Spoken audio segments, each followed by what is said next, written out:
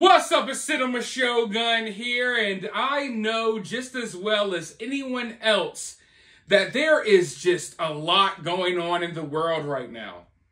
There's a lot going on in America.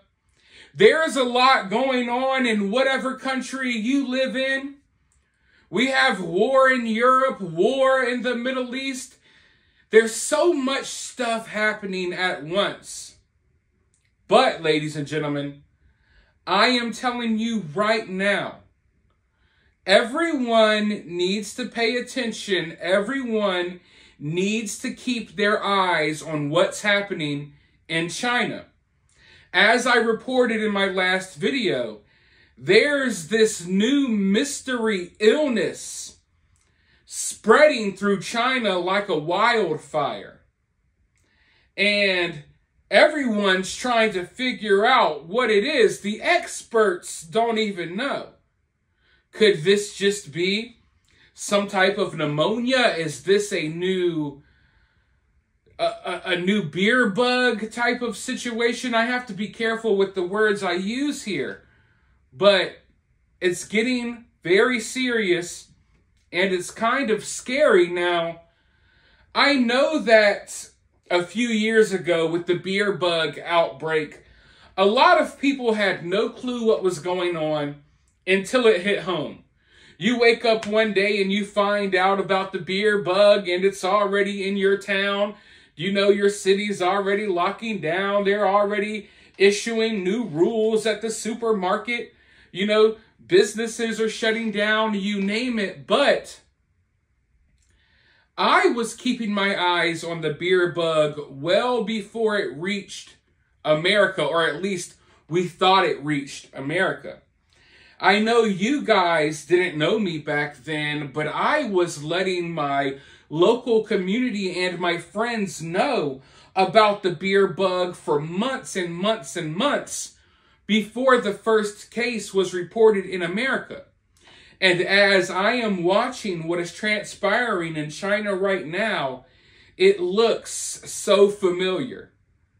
It's scary how familiar this looks. This looks almost exactly like the early days of the beer bug, the early days when, you know, news was spreading throughout China that this new illness was floating around. The only difference is, with the beer bug, we had old people. You know, the majority of the people who were being affected, they were old people. You had old people dying, old people getting sick. When it comes to this new mystery illness, it's just kids. Like, I mean, it's only kids. I haven't seen anything about a single adult being affected by this, which is really odd, really scary, especially when you consider the fact that they are in laboratories engineering these things. They're in laboratories making sure that these sicknesses are easier to spread and that they will affect certain people and not affect other people. I wish I could go into details, but like I said, you can't say too much here. But, like I was saying at the beginning of the video, everyone needs to keep their eyes on what's happening right now. Regardless if you believe that it's really a serious illness or not, the powers that be, I can guarantee you, they're going to want to take advantage of this. And the World Health Organization and other organizations, they seem to be taking it seriously. They're already talking about it. And, you know, I'm hoping, fingers crossed, that we don't see a repeat of everything that we went through a few years ago. But knowing that we have an election coming up soon, I wouldn't be surprised if this is weaponized against us. But let's go ahead and dive right in and get some more information about what's happening here. The World Health Organization calls on China to reinstate mask mandates, social distancing, and staying home. People in China should wear masks, social distance, and stay home. amid an outbreak of a mystery respiratory illness, global health chiefs have warned. Cases of an undiagnosed illness have been detected at hospitals in Beijing and in Liaoning, a province 500 miles northeast of the capital. Health facilities are overwhelmed with sick children, and schools are on the verge of being shut down. Infected kids are presenting with lung inflammation and a high fever, but not a cough or other symptoms that signal flu or RSV. I want to pause right there. So just like with the last one, the last mysterious illness that we dealt with, once again, we have an illness that you may have, but you might not have any visible symptoms. And you know what? I don't like that. I'm not saying it's impossible for you to have an illness and to not show any visual symptoms, but it seems like a weak way of basically being able to say that someone's sick when they're not. We experienced that already with the beer bug. People were testing positive, although they weren't sick. Nothing wrong with them. But because you tested positive, oh, you got to stay home. You can't go to work. You can't do this. You can't do this. You can't fly there. And once again, we have a new mysterious sickness that has popped up. And once again, it's, oh, well, yeah, your kid has this. We know that it doesn't seem like they do. Yeah, your kid's acting normally fine, perfectly fine, no cough, no nothing. Well, guess what? He's got the new mysterious illness. And it's like, all right, I'm not trying to sit here and say that it's impossible, but it's really convenient that this keeps happening. That all of these mysterious diseases that pop up, oh, you could have it, but you might not know. Who knows? You know what I mean? So I don't like playing like that. I really don't. But hey, I guess it's just a coincidence that once again we have something spreading around that kids may have without visibly showing that they're sick at all, right? But let's go forward. The World Health Organization has urged residents to don face coverings, to stay away from ill people, and to remain home. It has also called for China to share detailed information on the outbreak. China is known for being secretive with this type of information. Chinese officials, however, first reported an increase in respiratory diseases at a press conference on November 13th, which they attributed to lifting lockdown restrictions. Similar patterns have been seen worldwide as measures brought in to reduce the spread of the beer bug, such as face masks, social distancing, and lockdowns, interrupted the spread of typical seasonal flus. As a result, immunity against these bugs dropped across populations, meaning people were more vulnerable to the bugs as measures were lifted. Hold up, wait. Let's pause right there. I thought that was a conspiracy theory. They said that we were conspiracy theorists for pointing this out during the beer bug crisis, right?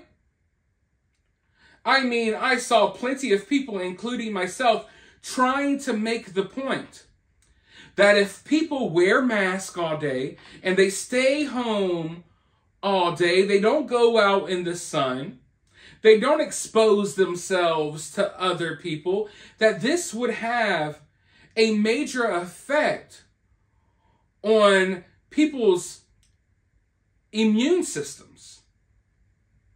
You're not going to be able, your body is not going to be able to fight off these illnesses in the way that it once did because you sheltered yourself for a couple of years away from everyone. Now, when it comes to kids, it's even more serious. As a human being, as a child, we build up our immune systems over the years. When your kids go to school and they have a class with that snot-nosed kid that has the dry snot all over him, the snot bubbles. That's building and strengthening your child's immune system. When your kid's outside playing in the dirt, getting ringworms, that's building and strengthening your child's immune system. When your kid's able to breathe in actual air with actual particles and stuff floating around, that's building and strengthening your kid's immune system. We took a whole generation of young kids who have not experienced the outside world that much. We sheltered them from the outside world. We wouldn't allow them to breathe fresh air. We did not allow them to go in public to interact with other people. And now that we're trying to bring these kids into the public now, these kids are getting sick because they don't have the immune systems to stop them from getting sick. Because we destroyed their immune systems. And we messed up these young kids, all around. Developmentally, there's a lot of kids who have speech impediments now because they weren't able to view people's lips. As a little kid, one of the ways you learn how to talk is by watching other people talk. Not hearing, but watching their mouth movements. So that's one thing. You got all of these kids out of school, so they're not interacting with people. So now these kids are socially awkward. They don't know how to interact with everyday people. They don't know how to get along. They don't know how to problem solve in a group. They don't know how to work as a team. You have these kids sitting on a computer at home in a cloth mask for the last 3 years. And then you wonder why, when they walk outside, why do they get sick? Because you destroyed these kids. And you allowed your kids to be destroyed. You followed up with the powers that be, and now you're wondering, hey, why is my kid so sickly? Why is my kid so stupid? It's because you kept your kid out of school. You let them sit and FaceTime and learn nothing. They didn't interact with anyone in real life. But now, years later, now they acknowledge that this is true. In the early days, while all of this stuff was still transpiring, we were labeled conspiracy theorists. We were labeled evil, extremist. They acted like we were the worst people on God's green earth for pointing out obvious things. I'm not a doctor. I shouldn't be the voice of reason here. Yet I have more common sense than the doctors that wanted to push their agendas. Everyone should have known that this would be the case. You basically put these kids in a bubble, and then you introduce them to the outside world, and then you wonder why they're not learning at the rate that they used to. They can't read, they can't write, they can't talk, they can't breathe right. They're sick all the time. They're scared of everything. But before I rant too much, let's go ahead and dive back into this information. This week, ProMed reported clusters of an undiagnosed illness in children. During the alert, ProMed said this report suggests a widespread outbreak of an undiagnosed respiratory illness. It is not at all clear when this outbreak started, as it would be unusual for so many children to be affected so quickly. The report does not say that any adults were affected, suggesting some exposure at the schools. So basically, all of these organizations across the world are speaking out about this. They're urging China to be more transparent with the information. China is trying to downplay things. From the outside looking in, it's hard to figure out what's real and what's theater. What's real and what's theater. Because even though we know that they over-exaggerated the living hell out of the last situation that we went through a couple of years ago. The reality is that illnesses, viruses, this stuff exists in the real world. And I'm scared that one day they're going to hit us with something real, and everyone's going to be thinking, oh, this is like the last beer bug. We're not worried about it. And then they hit us with something serious. But the most concerning part of all of this to me is that this illness is only affecting kids. Now, obviously, that's disturbing because these are kids. They're the most vulnerable people in the world. Everyone, not everyone, but, everyone has, a place in their heart for children, mostly. So when you hear about something bad happening, you hear about people getting sick, it makes it worse when it's kids, right? So that's why this is so scary. That's one of the reasons why this is so scary. The other reason, which is even scarier to me, is that why is this only affecting kids? Why? Was this engineered to only affect kids? Were there some weirdos sitting in a lab somewhere, Fauci, Fauci, were there some weirdos, Fauci, I need a glass of water. Were there some weirdos sitting in a laboratory somewhere working on one of these little bugs, engineering it so, oh, we're going to make this transmissible only to children. We're going to, because of research in the name of science. Fauci is the science. In the name of science, we're going to take this deadly bug, this deadly illness, and we're going to engineer it so it's easier to spread. And so that it spreads to only kids, and we're doing this in the name of health and science. Folks, right now, somewhere, probably near you, there are weirdos sitting in an unregulated, crusty laboratory working on illnesses that could take out the whole world. Instead of sitting there making medicines, people, that's what they want you to think. We're doing these tests so we can have the next good medicine, the next jab that will stick into your body to help you. No. If that's the case, you would have cures to all of this stuff out there, but you don't. Yet there's a new illness dropping every other day. They're in these labs, they're bioengineering these things to make them more dangerous, to make them more spreadable. How does that help anyone? It doesn't. But they're not interested in helping you. They're not interested in helping anyone. That's why when I look at what's happening in China right now, part of me feels really bad for these kids, but another part of me is wondering how much of this is real, how much of this is over-exaggerated, how will this be used against us, how will they use this to affect our next election, how will they use this to take away our rights and freedoms.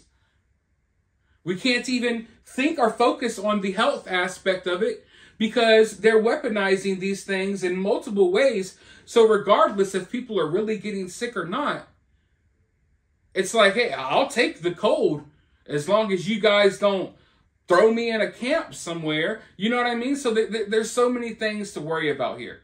But for now, let me know your thoughts down in the comments below. If you're feeling generous, you could drop a super thanks and support the channel, or you can support the channel for free by sharing the video on social media, hitting that like button, commenting below, subscribing, ringing that notification bell. But as always, I'll talk to you all very soon in the next video.